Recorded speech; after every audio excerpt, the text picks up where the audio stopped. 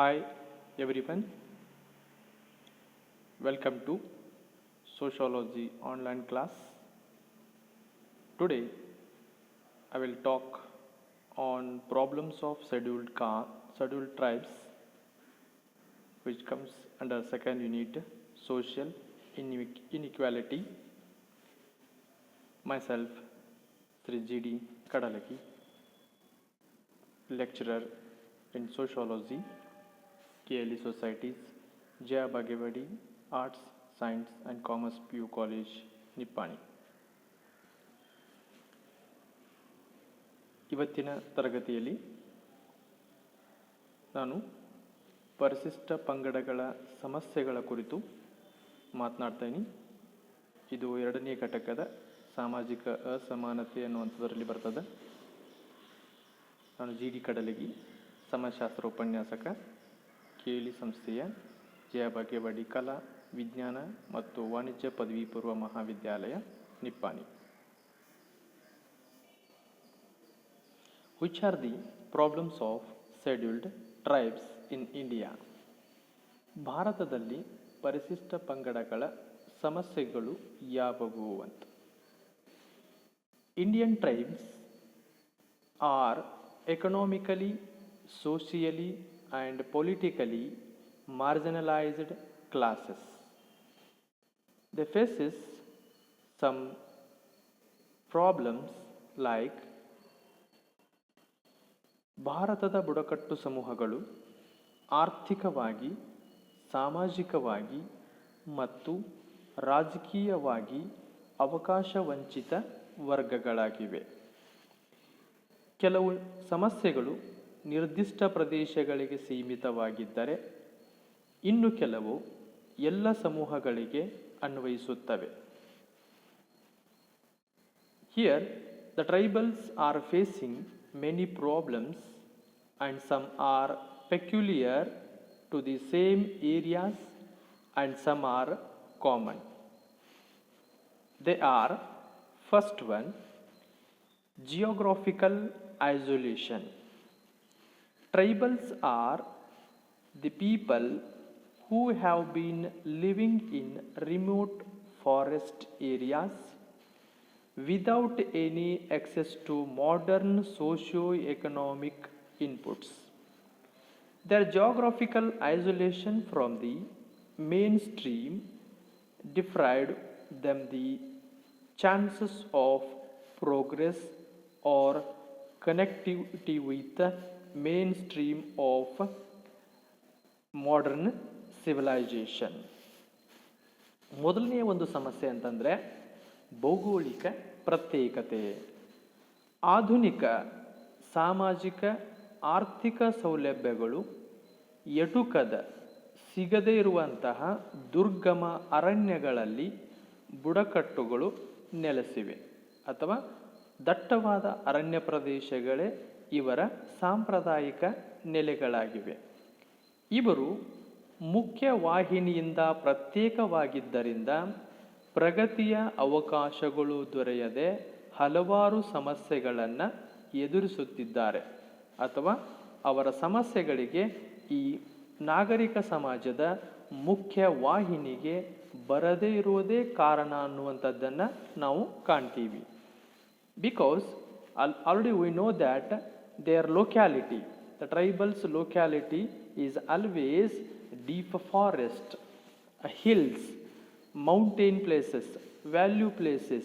So they are not connected with modern socio-economic connection.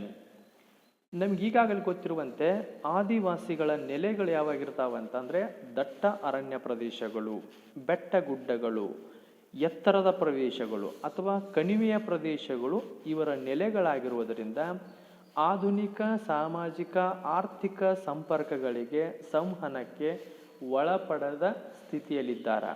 ಆ ಕಾರಣಕ್ಕಾಗಿ ಈ ಭೌಗೋಳಿಕ ಪ್ರತ್ಯೇಕತೆಯೇ ಅವರ ಒಂದು ದೊಡ್ಡ ಸಮಸ್ಯೆಯಾಗಿ ಕಂಡು ಬರ್ತಾ ಇದೆ.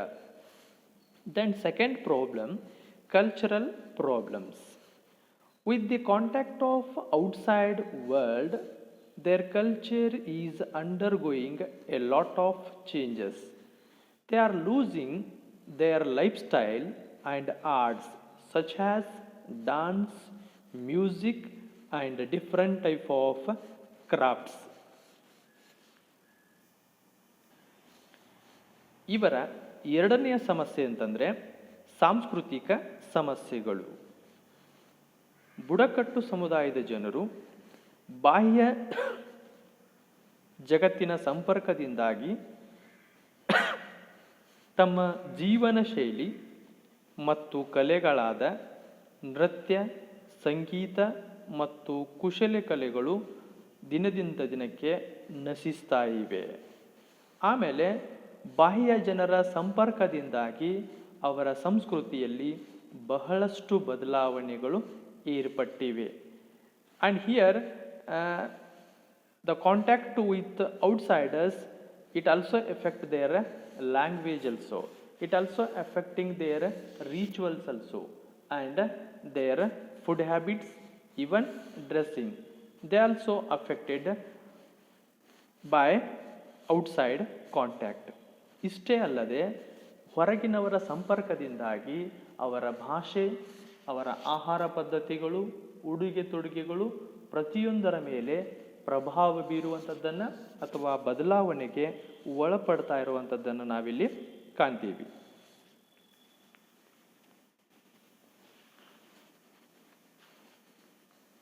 Then another one problem, social problems. Here the tribals are facing the problems of dowry, child marriage, infanticide and untouchability due to the influence of outsiders. The contact with outsiders creates several social and health related problems among tribals. ಇನ್ನು ಸಾಮಾಜಿಕವಾಗಿ ನೋಡಿದಾಗ ಬುಡಕಟ್ಟು ಸಮುದಾಯಗಳು ಏನೆಲ್ಲ ಸಮಸ್ಯೆಗಳನ್ನು ಎದುರಿಸ್ತಾ ಇದ್ದಾವೆ ಅಂತಂದರೆ, ಬುಡಕಟ್ಟು ಸಮುದಾಯದ ಜನರು ಯಾವಾಗ ಹೊರಗಿನವರ ಸಂಪರ್ಕಕ್ಕೆ ಬರಲಿಕ್ಕೆ ಪ್ರಾರಂಭಿಸಿದರೋ, ಹೊರಗಿನವರ ಸಂಪರ್ಕದ ಪ್ರಭಾವದಿಂದಾಗಿ ಅವರಲ್ಲಿ ಈ ಮೊದಲು ಪರಿಚಯ ಇಲ್ಲದೇ ಇರುವಂತಹ ಸಾಮಾಜಿಕ ಅನಿಷ್ಟ ಪದ್ಧತಿಗಳಾದ ವರದಕ್ಷಿಣೆ, ಬಾಲ್ಯ ವಿವಾಹ, ಶಿಶು ಹತ್ಯೆ, ಅಸ್ಪೃಶ್ಯತೆಯಂತಹ ಆಚರಣೆಗಳು ಅವರಲ್ಲಿ ಬೆಳೆದು ಬರ್ತಾ ಇವೆ. ಅಷ್ಟೇ ಅಲ್ಲದೆ ಈ ನಿರಂತರ ಸಂಪರ್ಕದಿಂದಾಗಿ ಅವರಲ್ಲಿ ಕೆಲವೊಂದು ಸಾಮಾಜಿಕ ಮತ್ತು ಆರೋಗ್ಯಕ್ಕೆ ಸಂಬಂಧಪಟ್ಟಿರುವಂಥ ಸಮಸ್ಯೆಗಳು ಬೆಳೆದು ಬರಲಿಕ್ಕೆ ಕಾರಣ ಆಗ್ತಾ ಇದೆ. ಅಂದರೆ ಇಲ್ಲಿ ಬುಡಕಟ್ಟು ಪಂಗಡಗಳು ಮುಖ್ಯ ವಾಹಿನಿಗೆ ಬರದೇ ಇದ್ದರೂ ಸಮಸ್ಯೆನ ಎದುರಿಸ್ತಾ ಇದ್ದಾವೆ. ಒಂದು ವೇಳೆ ಸಂಪರ್ಕಕ್ಕೆ ಬಂದಾಗಲೂ ಕೂಡ ಕೆಲವೊಂದು ಸಾಮಾಜಿಕ ಆರ್ಥಿಕತೆಯಂಥ ಸಮಸ್ಯೆಗಳನ್ನು ಎದುರಿಸ್ತಾ ಇದ್ದಾವೆ. So here tribal communities they facing with the contact of main stream of the civilisation and they also facing without contact of outsiders or outside societies. So this is big challenge to tribals. ಇದು ಆದಿವಾಸಿಗಳಿಗೆ ಒಂದು ಸಮಸ್ಯೆ, ಸವಾಲು ಆಗಿ ಬೆಳೆದು ಬಂದಿದ್ದನ್ನು ನಾವು ಕಾಣ್ತೀವಿ. Then come to the economic problems. Tribals are economically backward. The tribals economy is based on agriculture. ಆರ್ಥಿಕವಾಗಿ ನೋಡಿದಾಗ ಬುಡಕಟ್ಟು ಸಮುದಾಯಗಳು ಬಹಳಷ್ಟು ಆರ್ಥಿಕವಾಗಿ ಸಮಸ್ಯೆಗಳನ್ನು ಎದುರಿಸ್ತಾ ಇರುವಂಥದ್ದನ್ನು ಕಾಣ್ತೀವಿ. ಯಾಕೆ ಅಂದರೆ ಇವರನ್ನು ನಾವು ಆರ್ಥಿಕವಾಗಿ ಹಿಂದುಳಿದವರು ಅಂತ ಕರಿತೀವಿ. ಬುಡಕಟ್ಟು ಜನರ ಆರ್ಥಿಕತೆ ಅಂತಂದರೆ ಅದು ಕೃಷಿ ಅಂತ. ಇವರ ಆರ್ಥಿಕತೆಯ ಆಧಾರನೇ ಕೃಷಿ ಅನ್ನುವಂಥದ್ದನ್ನು ನಾವಿಲ್ಲಿ ಕಾಣ್ತೀವಿ. But here in tribes the agriculture facing lot of problems. ಆದರೆ ಇವರ ಆಧಾರವಾಗಿರುವಂಥ ಕೃಷಿನೇ ಹಲವಾರು ತೊಂದರೆಗಳಿಗೆ, ಸವಾಲುಗಳಿಗೆ, ಸಮಸ್ಯೆಗಳಿಗೆ ಒಳಪಟ್ಟಿದ್ದನ್ನು ನಾವಿಲ್ಲಿ ಕಾಣ್ತೀವಿ. Here there are some problems related to economy. ಇವರ ಆರ್ಥಿಕತೆಗೆ ಸಂಬಂಧಪಟ್ಟಿರುವಂಥ ಕೆಲವೊಂದು ಸಮಸ್ಯೆಗಳೆಂದರೆ alienation of tribal land to the non tribals.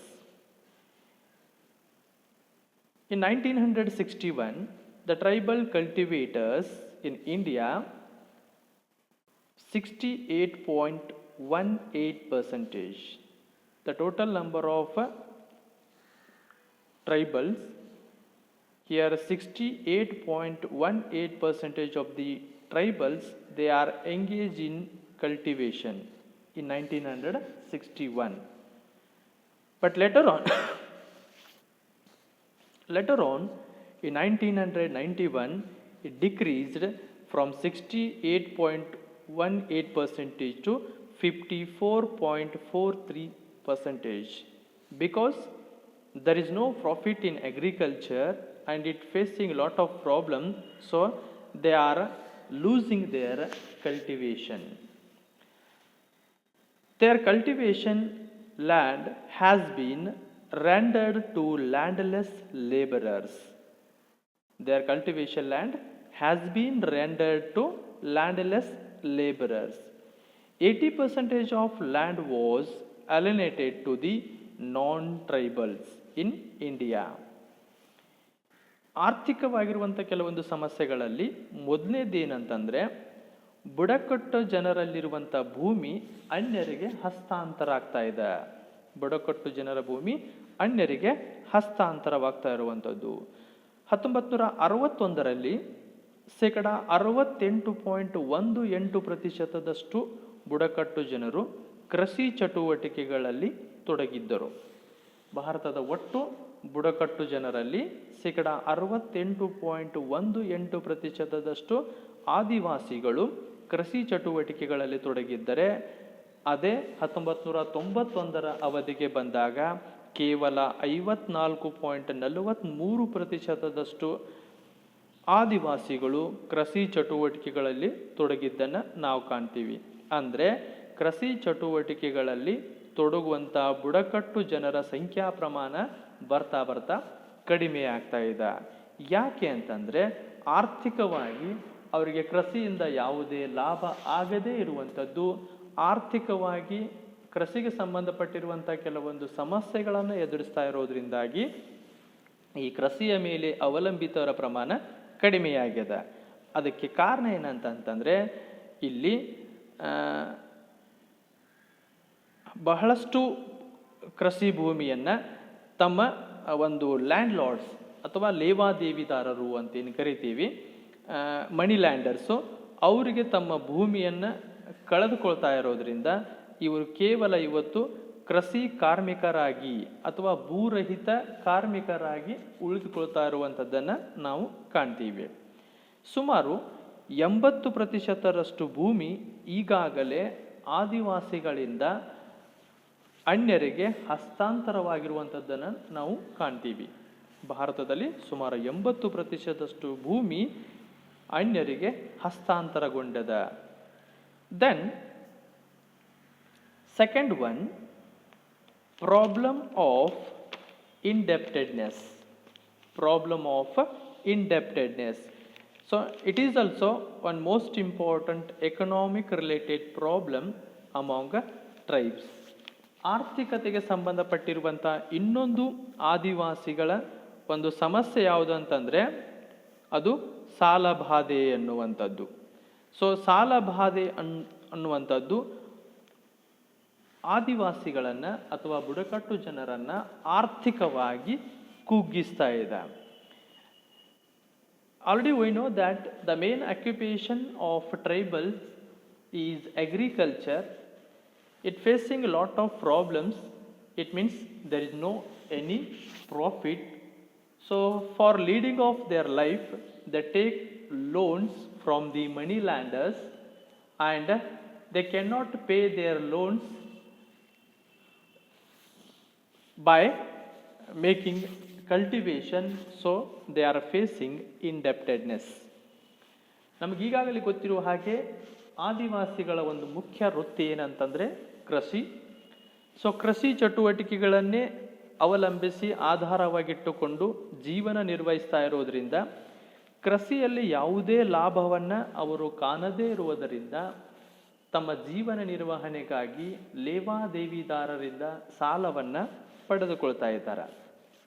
ಆ ಸಾಲವನ್ನು ಮರುಕಳಿಸಲಾಗದೆ ಸಾಲ ಬಾಧೆಗೆ ಒಳಪಡ್ತಾ ಇರುವಂಥದ್ದನ್ನು ನಾವಿಲ್ಲಿ ಕಾಣ್ತೀವಿ. Then another one, exploitation in forestry operation. Exploitation in forestry operations. The first national policy on forest was formulated in 1952 and a new forest policy was implemented in 1988. Now the forest comes under Department of Forestry. So that onwards the tribal people facing lot of problems. It means they are losing their inhabitants as well as agricultural land. There are about 5,000 tribal villages inhabited in the forest region in India. So these all 5,000 tribal villages comes under forestry operations and they are exploited through this operation. ಇನ್ನೊಂದು ಆರ್ಥಿಕವಾಗಿ ಇರಲಿರುವಂಥ ಸಮಸ್ಯೆ ಅಂತಂದರೆ ಅರಣ್ಯ ಕಾರ್ಯಾಚರಣೆ. ಸರ್ಕಾರದಿಂದ ಏರ್ಪಡ್ತಾ ಇರುವಂಥ ಅರಣ್ಯ ಕಾರ್ಯಾಚರಣೆಯಿಂದಾಗಿ ಬುಡಕಟ್ಟು ಜನರ ಶೋಷಣೆಯಾಗ್ತಾ ಇದೆ. ಅವರನ್ನು ಶೋಷಿಸುವಂಥ ಪ್ರವೃತ್ತಿಗಳು ಏರ್ಪಡ್ತಾ ಇದ್ದಾವೆ. ಸರ್ಕಾರ ಮೊದಲನೆಯ ಒಂದು ಅರಣ್ಯ ರಾಷ್ಟ್ರೀಯ ನೀತಿಯನ್ನು 1952ರಲ್ಲಿ ಪರಿಚಯಿಸ್ತದೆ. ನಂತರ 1988ರಲ್ಲಿ ಇನ್ನೊಂದು ಹೊಸ ಅರಣ್ಯ ನೀತಿಯನ್ನು ಸರ್ಕಾರ ಜಾರಿಗೊಳಿಸಿದೆ. ಇದರ ಪ್ರತಿಫಲವಾಗಿ ಅರಣ್ಯ ಅನ್ನುವಂಥದ್ದು ಸರ್ಕಾರದ ಅರಣ್ಯ ಇಲಾಖೆಯ ಅಡಿಗೆ ಒಳಪಡ್ತದೆ. ಸೊ ಸರ್ಕಾರ ಅರಣ್ಯ ಇಲಾಖೆಗೆ ಒಳಪಡೋದರಿಂದ ಇಲ್ಲಿ ಆದಿವಾಸಿಗಳು ಆ ಭೂಮಿಯ ಮೇಲೆ ಇಟ್ಟುಕೊಂಡಿರುವಂತಹ ಒಂದು ಅಸ್ತಿತ್ವ ಏನಿದೆ ಅದು ಕ್ರಮೇಣವಾಗಿ ಕಳೆದುಕೊಳ್ತಾ ಇದ್ದಾರೆ. ತಾವು ನೆಲೆಸಿರುವಂಥ ಪ್ರದೇಶವನ್ನು, ತಾವು ಮಾಡುವಂಥ ಕೃಷಿ ಭೂಮಿಯನ್ನು ಈ ನೀತಿಗಳಿಂದಾಗಿ ಆದಿವಾಸಿಗಳು ಅಥವಾ ಬುಡಕಟ್ಟು ಜನರು ಕಳೆದುಕೊಂಡು ಶೋಷಣೆಗೆ ಒಳಪಡ್ತಾ ಇದ್ದಾರೆ. ಭಾರತದಲ್ಲಿ ಸುಮಾರು 5,000 ಬುಡಕಟ್ಟು ಹಳ್ಳಿಗಳು ಅರಣ್ಯ ಪ್ರದೇಶದಲ್ಲಿಯೇ ನೆಲೆಸಿದ್ದನ್ನು ನಾವು ಕಾಣ್ತೀವಿ.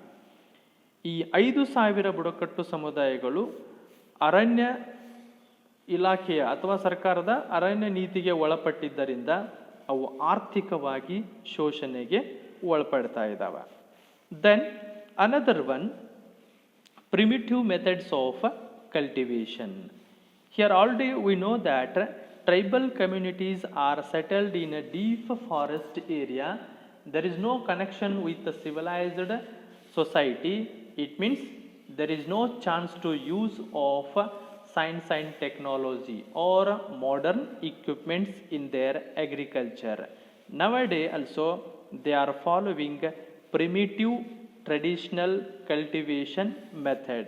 So that method cannot help to improve their agricultural activities or production. ಇನ್ನೊಂದು ಆರ್ಥಿಕವಾಗಿರುವಂಥ ಸಮಸ್ಯೆ ಅಂತಂದರೆ ಬುಡಕಟ್ಟು ಸಮುದಾಯಗಳು ಇನ್ನೂ ಹಿಂದುಳಿದಿರುವಂಥ ಅಥವಾ ಪ್ರಾಚೀನ ಬೇಸಾಯ ಪದ್ಧತಿಯನ್ನು ತಮ್ಮಲ್ಲಿ ಅನುಸರಿಸ್ತಾ ಇದ್ದಾವೆ. ಯಾಕೆ ಅಂತಂದರೆ ಅವು ನಾಗರಿಕ ಸಮಾಜದ ಜೊತೆಗೆ ಸಂಪರ್ಕದಲ್ಲಿಲ್ಲದೆ ದಟ್ಟವಾದ ಅರಣ್ಯ ಪ್ರದೇಶದಲ್ಲಿರೋದ್ರಿಂದ ಅವುಗಳಿಗೆ ಯಾವುದೇ ತಂತ್ರಜ್ಞಾನವನ್ನು ಬಳಸಿಕೊಳ್ಳಲಿಕ್ಕೆ ಸಾಧ್ಯವಾಗ್ತಾ ಇಲ್ಲ. ಯಂತ್ರಗಳನ್ನು ಕೃಷಿ ಪದ್ಧತಿಯಲ್ಲಿ ಬಳಸಿಕೊಳ್ಳಲಿಕ್ಕೆ ಸಾಧ್ಯ ಆಗ್ತಾ ಇಲ್ಲ. ಇನ್ನೂ ಕೂಡ ಅವರು ಪ್ರಾಚೀನ ಪದ್ಧತಿಯಲ್ಲಿನೇ ಕೃಷಿ ಚಟುವಟಿಕೆಗಳನ್ನು ನಿರ್ವಹಿಸ್ತಾ ಇರೋದರಿಂದ ಕೃಷಿಯಲ್ಲಿ ಯಾವುದೇ ಬದಲಾವಣೆಗಳು ಏರ್ಪಟ್ಟಿಲ್ಲ. ಅಷ್ಟೇ ಅಲ್ಲದೆ ಕೃಷಿ ಉತ್ಪಾದನೆಯ ಪ್ರಮಾಣವೂ ಕೂಡ ಏನು ಹೆಚ್ಚಿಗೆ ಆಗಿಲ್ಲ. ಆ ಕಾರಣಕ್ಕಾಗಿ ಅವರ ಜೀವನ ಆರ್ಥಿಕವಾಗಿ ಹಲವಾರು ಸಮಸ್ಯೆಗಳಿಗೆ ಒಳಪಟ್ಟಿದ್ದನ್ನು ನಾವಿಲ್ಲಿ ಕಾಣ್ತೀವಿ. Then Another one problem, educational problems. As for the 2011 census, the literacy among the tribals was 29.6 percentage. As for the 2011 census, the literacy rate among the tribals was 29.6 percentage. The main causes for low literacy among the tribals are poverty, content of education, inadequate educational institutions, supporting services, absenteeism, medium of instruction, and education policies. They are affecting to become tribals illiterate. ಶೈಕ್ಷಣಿಕವಾಗಿ ತೆಗೆದುಕೊಂಡಾಗ ಬುಡಕಟ್ಟು ಸಮುದಾಯದಲ್ಲಿ ಶೈಕ್ಷಣಿಕವಾಗಿ ಏನೆಲ್ಲ ಸಮಸ್ಯೆಗಳಿದಾವಂತ 2011 ಜನಗಣತಿಯ ಪ್ರಕಾರ ಅವರ ಸಾಕ್ಷರತೆಯ ಪ್ರಮಾಣ ನೋಡಿದಾಗ ಅದು ಕೇವಲ 29.6%. ಸೊ ಒಟ್ಟು ಆದಿವಾಸಿ ಜನಸಂಖ್ಯೆಯಲ್ಲಿ ಶಿಕ್ಷಿತರ ಪ್ರಮಾಣ, ಸಾಕ್ಷರತೆಯನ್ನು ಹೊಂದಿದಂಥವರ ಪ್ರಮಾಣ ಕೇವಲ 29.6% ಮಾತ್ರ. ಆದಿವಾಸಿಗಳಲ್ಲಿ ಅಥವಾ ಬುಡಕಟ್ಟು ಜನರಲ್ಲಿ ಈ ಸಾಕ್ಷರತೆಯ ಪ್ರಮಾಣ ಕಡಿಮೆಯಾಗಲಿಕ್ಕೆ ಕಾರಣಗಳೆಂದರೆ ಅವರಲ್ಲಿರುವಂಥ ಬಡತನ, ಶೈಕ್ಷಣಿಕ ಸಂಸ್ಥೆಗಳ ಅಭಾವ, ಪೂರಕ ಸೇವೆಗಳ ಕೊರತೆ, ಗೈರು ಹಾಜರಿ, ಶಿಕ್ಷಣದ ಮಾಧ್ಯಮ, ಶೈಕ್ಷಣಿಕ ನೀತಿಗಳು. ಈ ಮೊದಲಾದ ಕಾರಣಗಳಿಂದಾಗಿ ಅವರಲ್ಲಿ ಶೈಕ್ಷಣಿಕ ಮಟ್ಟ ಅಥವಾ ಅನಕ್ಷರತೆ ಹೆಚ್ಚಿನ ಪ್ರಮಾಣದಲ್ಲಿರುವಂಥದ್ದನ್ನು ನಾವು ಕಾಣ್ತೀವಿ. ಸೊ ಅವರಲ್ಲಿರುವಂಥ ಈ ಅನಕ್ಷರತೆನೇ ಇನ್ನುಳಿದ ಸಮಸ್ಯೆಗಳು ಬೆಳೆದು ಬರಲಿಕ್ಕೆ ಕಾರಣ ಆಗ್ತಾ ಇರುವಂಥದ್ದು. The lack of education is main cause to face many problems in tribal people by tribal people.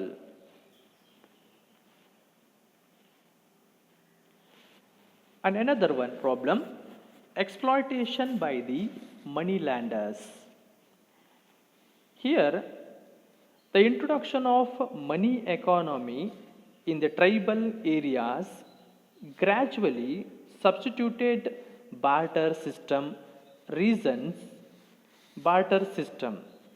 for the reasons for indebtedness among tribals. So here their illiteracy and ignorancy helps to moneylanders to exploit the tribals. And here moneylanders, they are always supporting them financially when they faces problems, but another way they always exploiting the tribals. ಲೇವಾದೇವರಿಂದ ಆಗುತ್ತಾ ಇರುವಂಥ ಶೋಷಣೆ, ಲೇವಾದೇವಿದಾರರಿಂದ ಆದಿವಾಸಿಗಳ ಅಥವಾ ಬುಡಕಟ್ಟುಗಳ ಶೋಷಣೆ ಏನಾಗ್ತಾ ಇದೆ ಅಂತ ನೋಡಿದಾಗ, ಬುಡಕಟ್ಟು ಪ್ರದೇಶಗಳಲ್ಲಿ ಹಣದ ರೂಪದ ಅರ್ಥವ್ಯವಸ್ಥೆ ಪರಿಚಯಗೊಂಡು ಈ ಮೊದಲು ಅವರಲ್ಲಿದ್ದಂಥ ವಸ್ತು ವಿನಿಮಯ ಪದ್ಧತಿ ಕೊನೆಗೊಂಡದ. ವಸ್ತು ವಿನಿಮಯ ಪದ್ಧತಿ ಇದ್ದಂಥ ಸಂದರ್ಭದಲ್ಲಿ ಅವರಿಗೆ ಆರ್ಥಿಕವಾಗಿ ಅಷ್ಟೊಂದು ಸಮಸ್ಯೆಗಳು ಅಥವಾ ಸಾಲಬಾಧೆಯಂಥ ಸಮಸ್ಯೆಗಳು ಇರಲಿಲ್ಲ.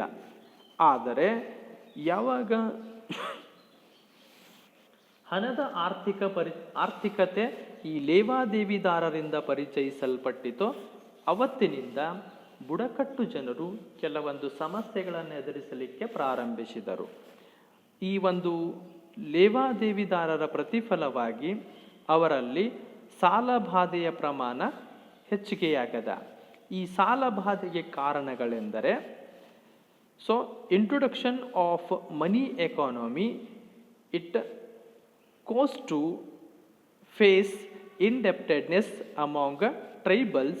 The main causes for indebtedness in a tribal community are poverty, ignorance and lack of awareness, inability to follow procedure to obtain loan, negligence of government and bank officials, loan without security, inescapable aspect, lack of employment opportunities in tribals.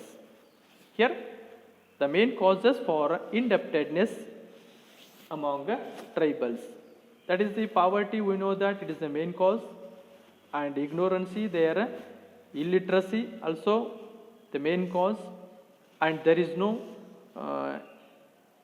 awareness about the existing money lending laws.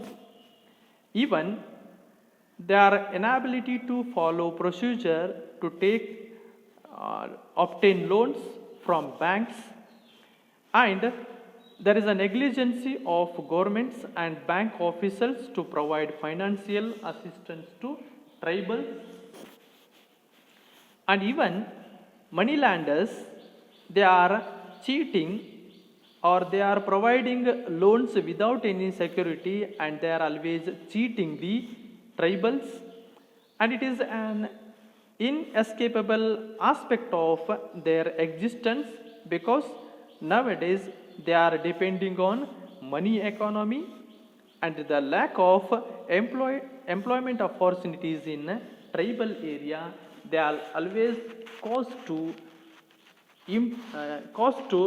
increase the indebtedness among tribals. ಆದಿವಾಸಿಗಳಲ್ಲಿ ಈ ಸಾಲಬಾಧೆ ಅನ್ನುವಂಥದ್ದು ದಿನದಿಂದ ದಿನಕ್ಕೆ ಬೆಳಿಲಿಕ್ಕೆ ಕಾರಣಗಳಂತಂದರೆ ಅವರಲ್ಲಿರುವಂಥ ಬಡತನ,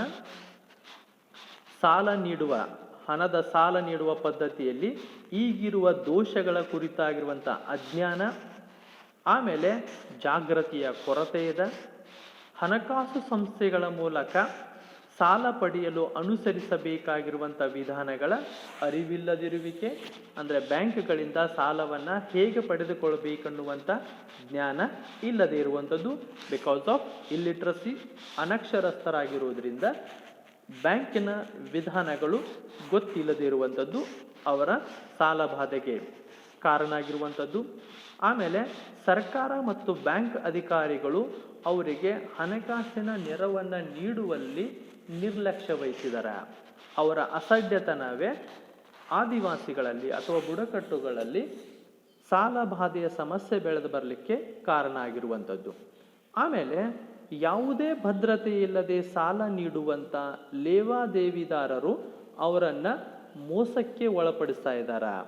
so ಸಾಲದ ಹೆಸರಿನಲ್ಲಿ ಅವರ ಭೂಮಿಯನ್ನು ವಶಪಡಿಸಿಕೊಳ್ತಾ ಇರುವಂಥದ್ದನ್ನು, ಅವರನ್ನು ನಿರ್ಗತಿಕರನ್ನಾಗಿ ಮಾಡ್ತಾ ಇರುವಂಥದ್ದನ್ನು ನಾವಿಲ್ಲಿ ಕಾಣ್ತೀವಿ. ಸಾಲವು ತಮ್ಮ ಅಸ್ತಿತ್ವಕ್ಕೆ ಅನಿವಾರ್ಯ ಎಂಬ ಅವರ ಮನೋಭಾವನೆಯೇ ಈ ಸಾಲ ಬಾಧೆಗೆ ಕಾರಣ ಅನ್ನುವಂಥದ್ದು ನಾವು ಕಾಣ್ತೀವಿ. ಸಾಲ ತೆಗೆದುಕೊಳ್ಳದೆ ನಾವು ಜೀವನವನ್ನು ನಿರ್ವಹಣೆ ಮಾಡಬಹುದು ಅನ್ನುವಂಥ ಒಂದು ಮನೋಭಾವನೆಯನ್ನು ಅವರು ಬೆಳೆಸಿಕೊಳ್ಳದೇ ಇರುವಂಥದ್ದು